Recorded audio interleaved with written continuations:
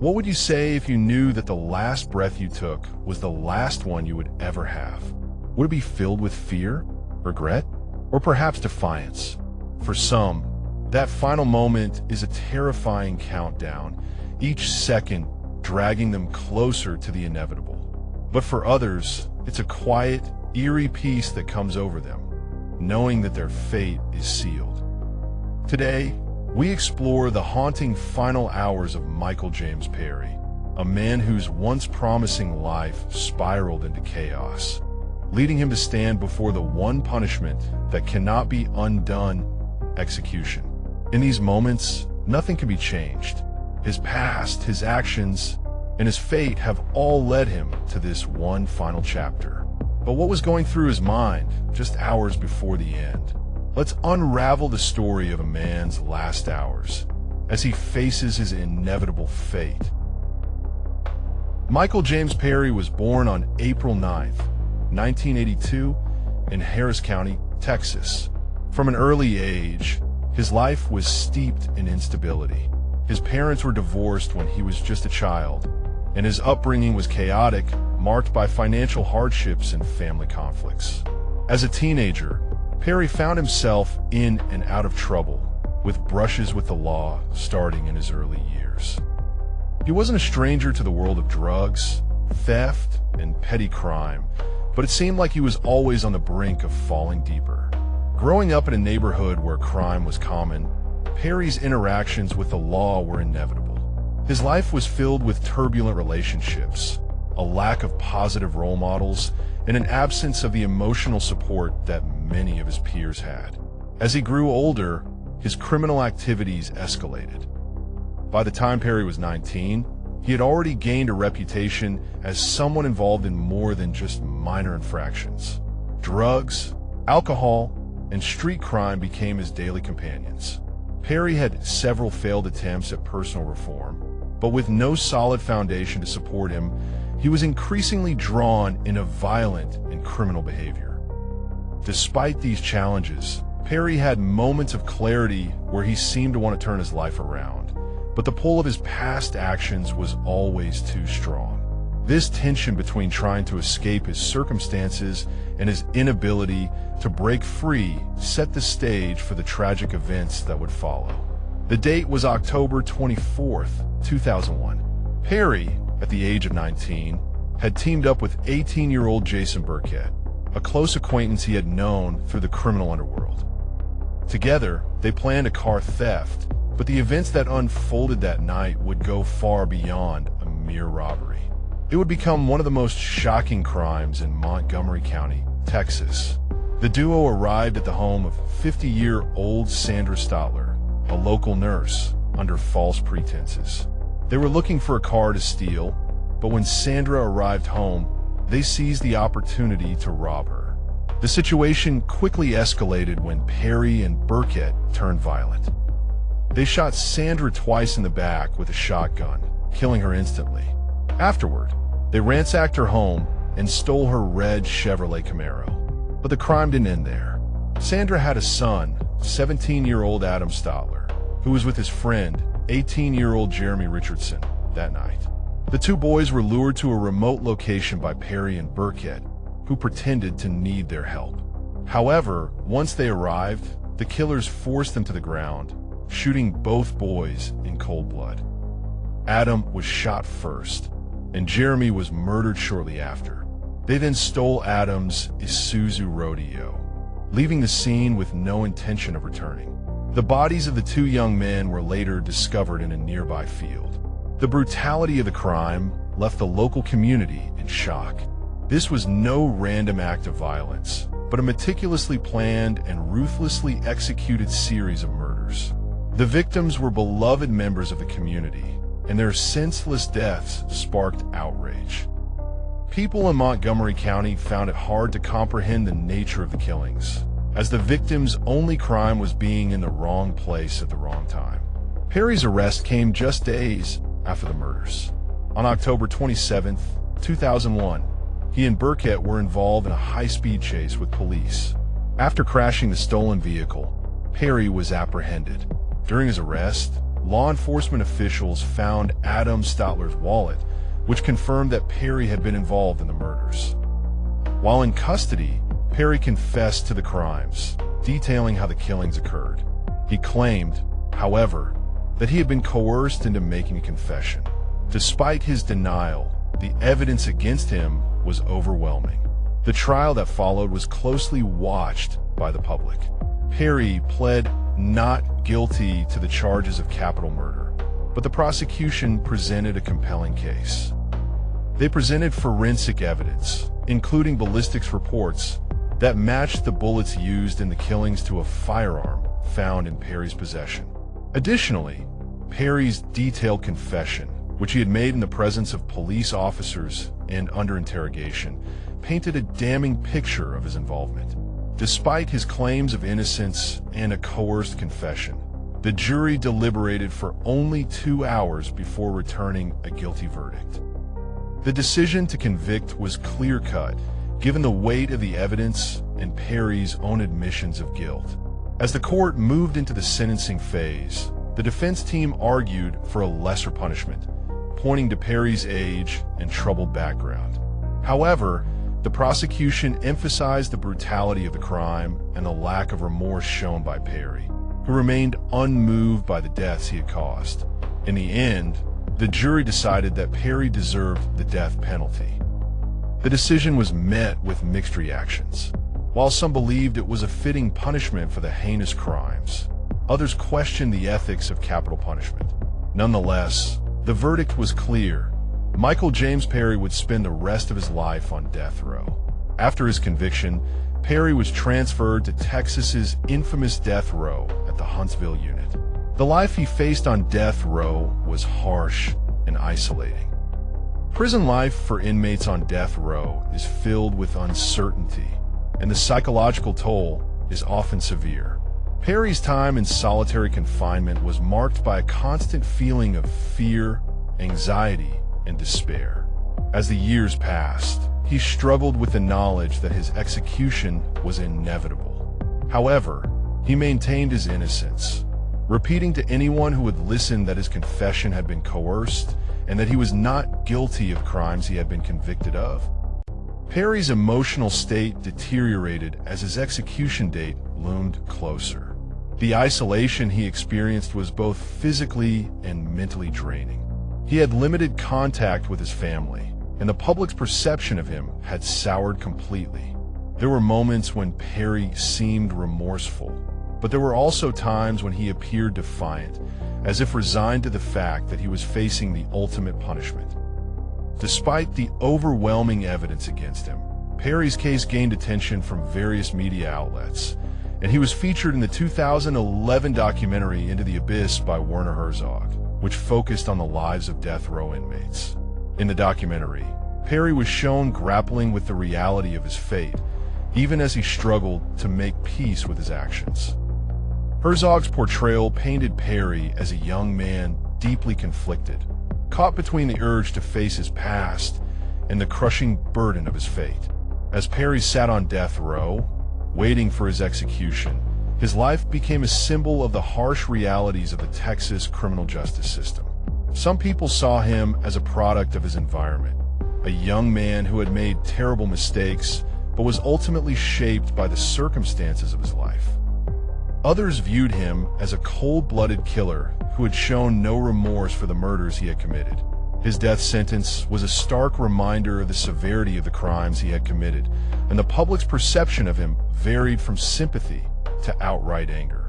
Ultimately, the time he spent on death row became a waiting game, a cruel reminder of the inevitability of his fate. The days stretched on, filled with uncertainty, as Perry awaited the moment when he would face the death penalty he had been sentenced to.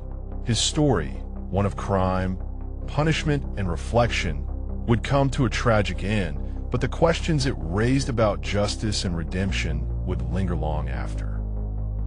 On the morning of his execution, Michael James Perry knew that the end was near.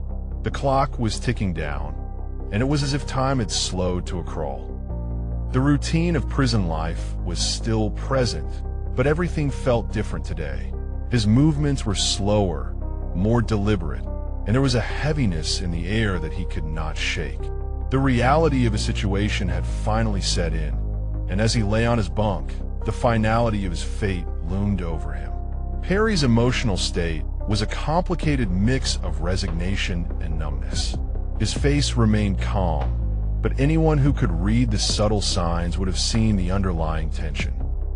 His hands, though folded neatly in his lap, betrayed the nervous energy that had taken over him. The guards moved about the prison unit, some with the usual indifference, but there was an air of seriousness today. Everyone knew what was coming. Throughout the day, Perry was visited by a few prison staff, including the chaplain, who offered prayers and spiritual comfort.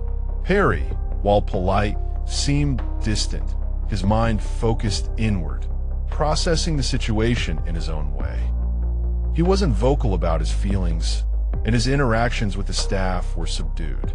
He had a couple of brief exchanges with his lawyers, who, despite their best efforts, had been unable to secure a last-minute reprieve. The legal battles had come to an end. All that was left was the final act. There was also a phone call made to his family, although details of the conversation remained private. Those who knew him said it was a brief, emotionally charged call. One last attempt to connect, to say something meaningful. No one will ever know exactly what was said, but it was evident that Perry was attempting to reconcile, not with his actions, but with the weight of the moment itself. His mother, who had been a distant figure in his life, was reportedly on the line, but their words were few. The awkwardness between them was palpable, but both mother and son shared an understanding. This was the final goodbye.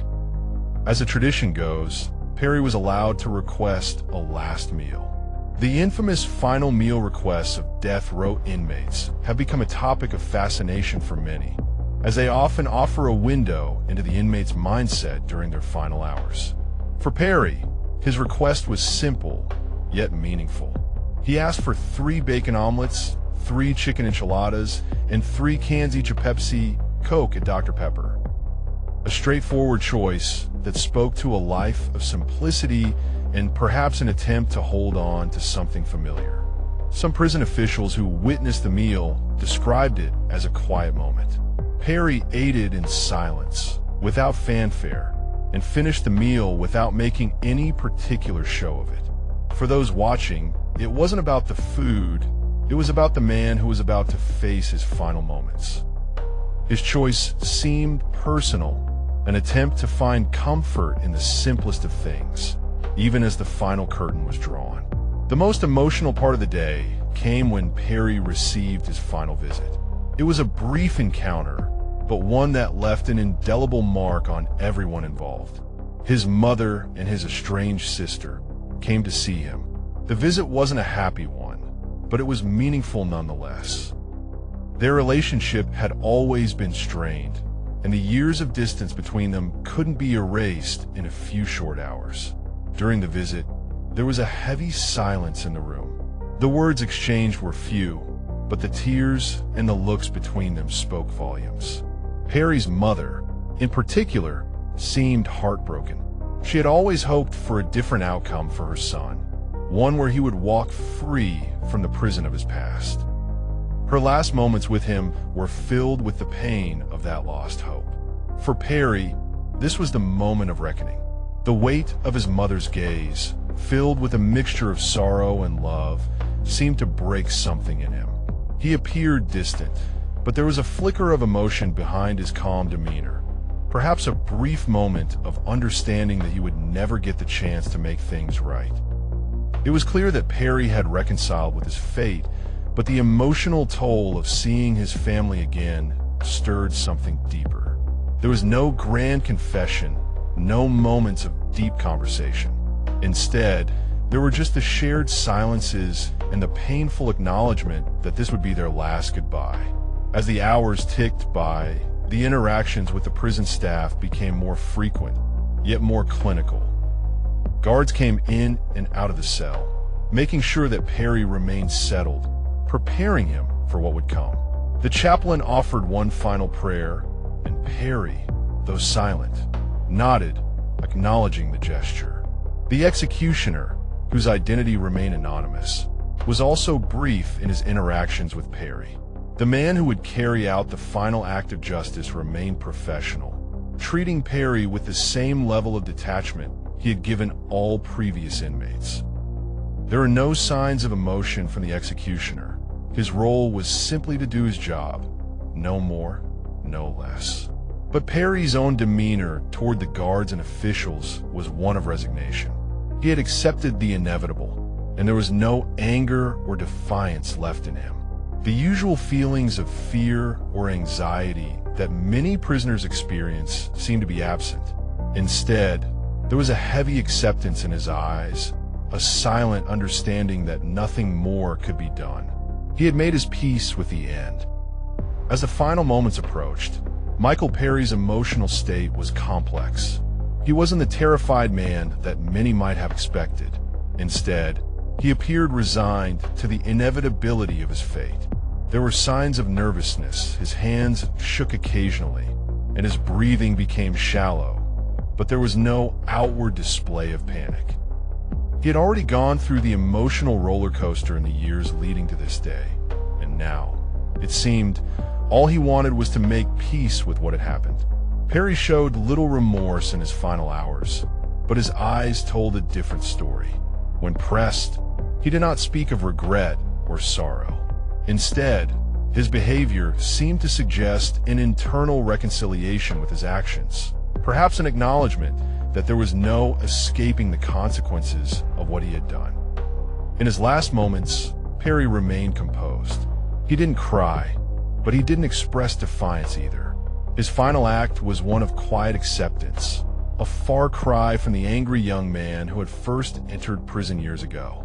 The emotions he had carried with him over the years, the guilt and shame, seemed to have reached a sort of uneasy resolution. As the clock ticked down and the final hour approached, there were no last-minute pleas for clemency. His mind had already come to terms with his fate. This was the end. On July 1st, 2010, Michael James Perry stood before the witnesses in the execution chamber at the Texas State Penitentiary in Huntsville. As the lethal injection began to take effect, Perry's final words were, "Yes, I want to start off by saying to everyone that's involved in this atrocity that they are all forgiven by me. Mom, I love you. I am ready to go, Warden. Coming home, Dad. Coming home, Dad." His voice broke as he spoke, particularly when addressing his mother and late father. A single tear rolled down his cheek before he fell silent. Perry's final statement was a stark contrast to his earlier behavior. During the trial and his time on death row, he maintained his innocence and claimed his confession had been coerced. However, in his final moments, he expressed forgiveness and acceptance. This shift suggests a complex evolution in his emotional and psychological state leading up to his execution. The reactions to Perry's final words were mixed. Lisa Stotler-Balaun, the daughter of one of the victims, Sandra Stotler, stated, "When he said that, I knew that he was. I knew that justice had been served." Prosecutors and other officials viewed Perry's apology as a reflection of his remorse. The Montgomery County District Attorney at the time, Brett Ligon, remarked, "Mr. Perry's last words reflected the way he lived his life, full of hatred, bile, and narcissism." This statement underscores the complexity of Perry's character and the multifaceted nature of his final moments. On July 1st, 2010, Michael James Perry was executed by lethal injection at the Texas State Penitentiary in Huntsville, Texas.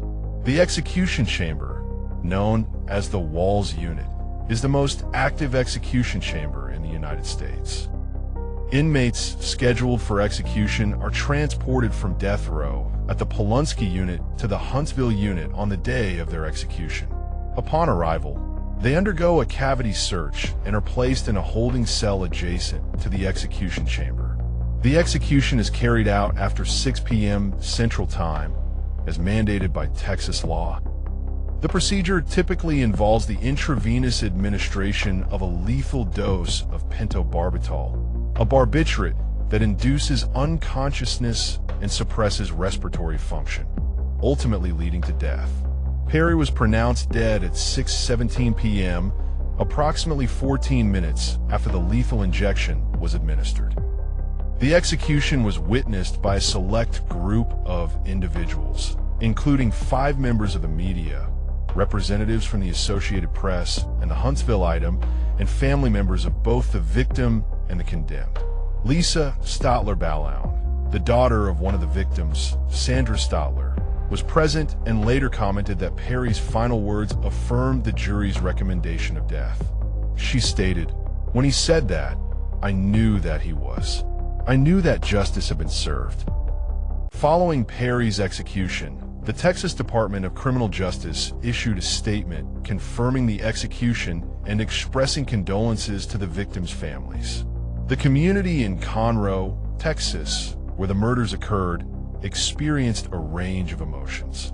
Some felt a sense of closure, while others questioned the efficacy and morality of capital punishment. The execution sparked renewed debates about the death penalty, particularly in cases where the defendant maintained their innocence until the end. Documentary filmmaker Werner Herzog explored these themes in his film Into the Abyss, which features interviews with Perry and others involved in the case. The execution of Michael Perry raises significant ethical questions about the use of the death penalty. While proponents argue that it serves as a deterrent and delivers justice for victims, opponents contend that it is an irreversible punishment that can be applied unfairly and disproportionately. Perry's case, in which he maintained his innocence until his death, underscores the potential for miscarriages of justice and the irreversible nature of capital punishment. The families of both the victims and the condemned experienced profound emotional turmoil. For the victims' families, the execution provided a sense of justice, but it did not erase the pain of their loss. For Perry's family, the execution was a devastating end to years of legal battles and emotional strain. The complex emotions felt by all parties involved highlight the deep and lasting impact of violent crime and the death penalty on families. The murders committed by Michael Perry and his co-defendant, Jason Burkett, were part of a larger pattern of criminal behavior that included theft, violence, and a disregard for human life. The case brought attention to issues such as juvenile crime, the influence of peer relationships, and the consequences of impulsive decisions. It also sparked discussions about the fairness and effectiveness of the criminal justice system, particularly in the context of capital punishment. The execution of Michael James Perry serves as a poignant reminder of the complexities and controversies surrounding the death penalty. While it provided a sense of closure for some, it also raised important questions about justice, morality, and the potential for error in the application of capital punishment. As society continues to grapple with these issues, Perry's case remains a significant point of reflection and debate. Thank you for joining us in exploring the life, crimes, and execution of Michael James Perry. If you found this story compelling, please like, share, and subscribe for more in-depth analyses of true crime cases. Your support helps us continue to bring these important stories to light.